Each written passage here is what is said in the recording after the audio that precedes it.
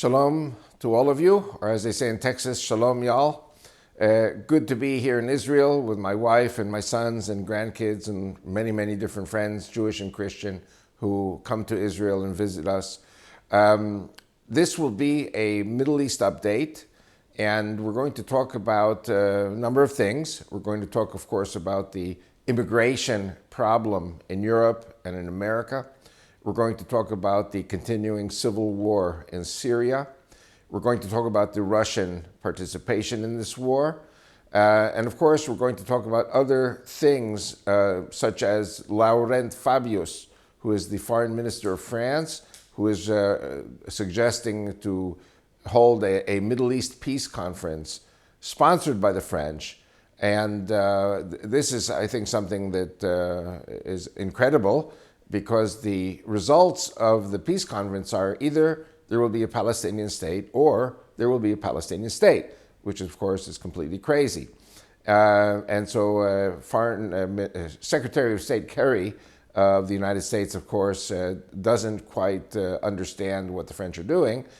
So it'll be interesting to watch exactly what the French are planning.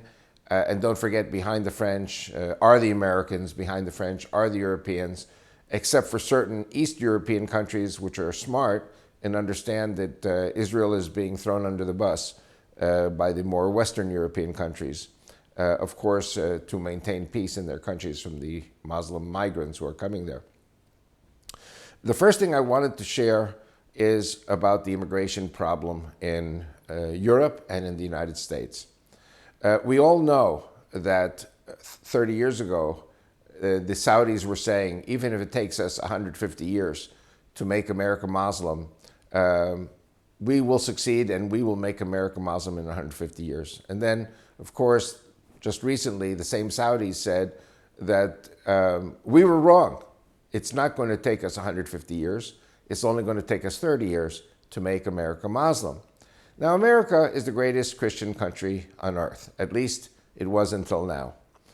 We know that 7 years of the Obama administration have included the introduction of many, many extremist Muslims in the top echelons of the American government. We know that millions of Muslims have come into the United States in recent years. And many of these Muslims came in during the last 3 or 4 administrations in Washington, not just the Obama administration. So the way to make America a Muslim country is to change the population demography. In other words, whereas originally until 40 years ago, 50 years ago, you had, say, 250 million Christians and 6 million Jews, today you have a total of about 310 million people that we know of. I'm not talking about the illegals, 310 million, and we know that 20 million of them are Muslim, and Jews are still 6 million. So the Jews are outnumbered at least 3 to 1. I think it's even more than that. I don't want to exaggerate. The Shiites who fled from Iran with the fall of the Shah were 9 million. The Sunni Arab Immigrant Association claims a membership of 7 million, so that's 16 million. And Louis Farrakhan claims 4 million. So we're talking about a minimum of 20 million Muslims in America. I don't know exactly the numbers for Canada or Latin America, but we know that Canada and Latin America are also taking in incredible amounts of Muslim immigrants or refugees or terrorists or whatever you want to call them, because mixed in with the immigrants are terrorists. And ISIS has boldly proclaimed that they have sent 4,000 terrorists in with the boat people into Italy. And ISIS has proudly proclaimed that they're going to blow up the Vatican and kill the Pope and take Rome and turn St. Peter's into the most important mosque of Europe. So if that's what they say they're going to do, maybe we should all be listening to what ISIS is saying.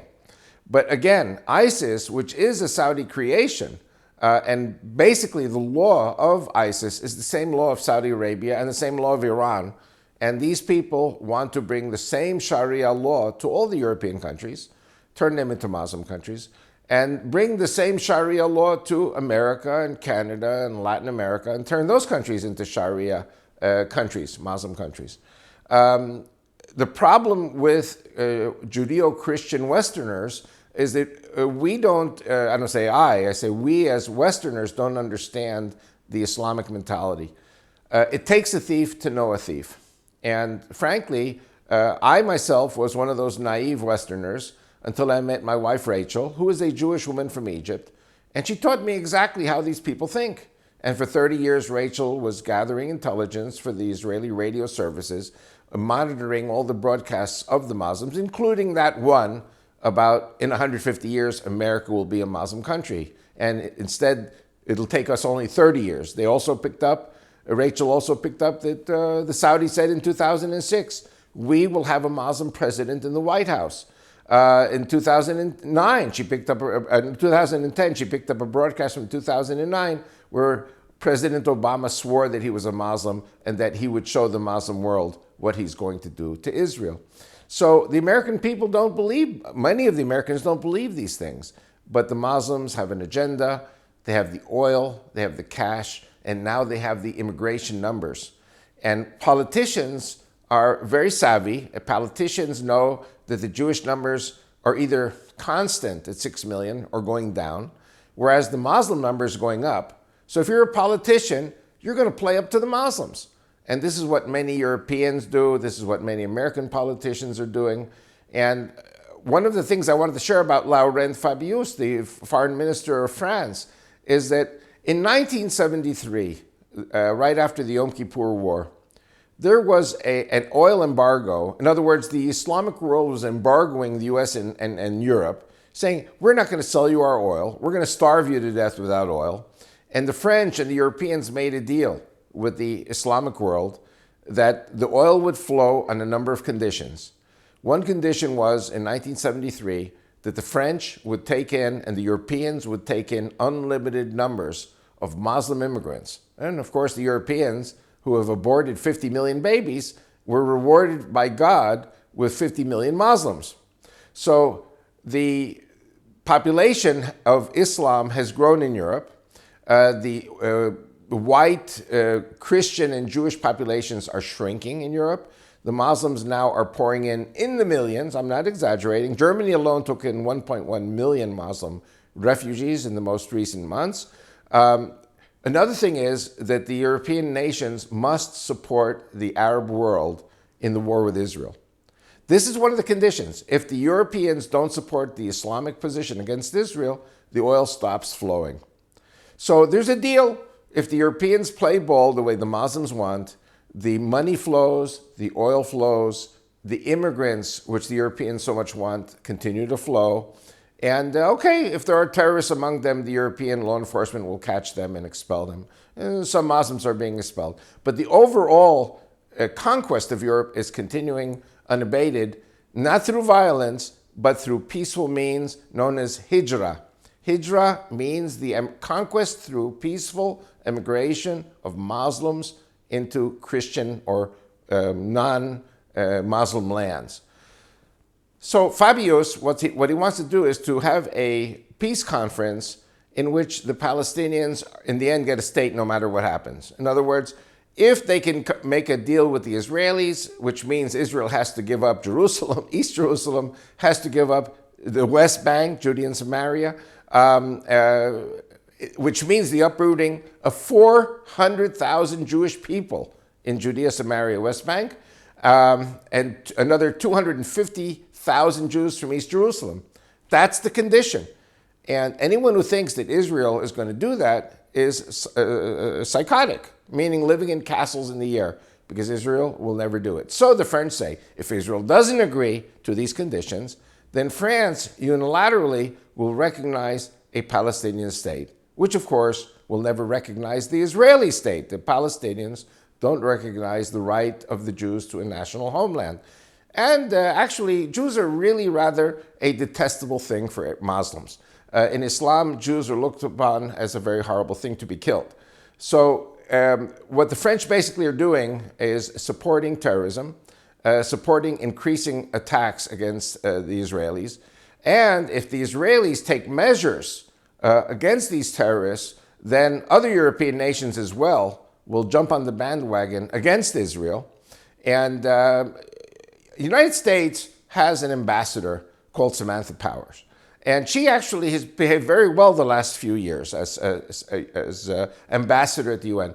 But Samantha Powers is also famous for a position paper she wrote for the US government 20 years ago, calling upon the US military to invade Israel, protect the Palestinians, and attack the Israeli army.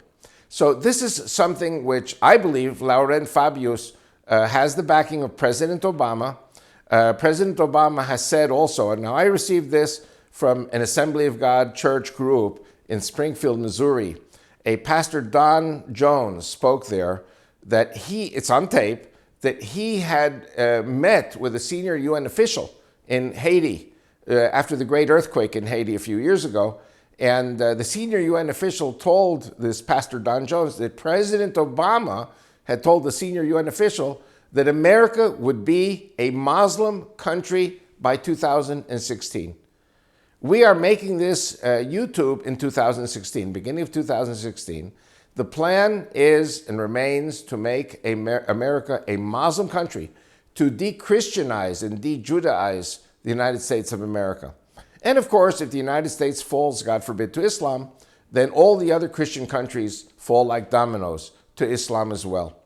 So this whole debate about a Palestinian state, this whole debate about the Europeans supporting the Palestinians in a terror war, this whole debate about perhaps, God forbid, the US sending its military against the state of Israel, all of these things are very horrible things that are about to happen this year. I believe that the United States, if it does these things, will be judged by God.